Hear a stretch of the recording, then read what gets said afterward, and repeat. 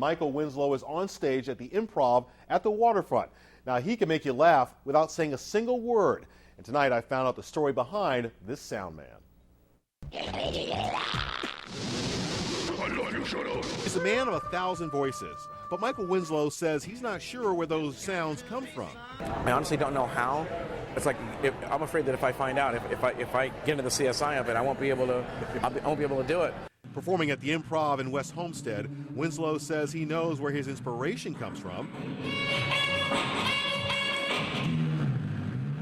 The iconic guitarist of the 60s, the late Jimi Hendrix. I remember Jimmy saying music is color and sound is music and music is sound and sound is color. That seems to make perfect sense to me. In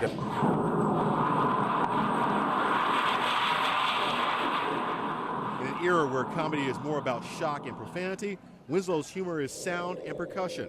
And as varied as the sounds he makes are the comic talents that make him laugh.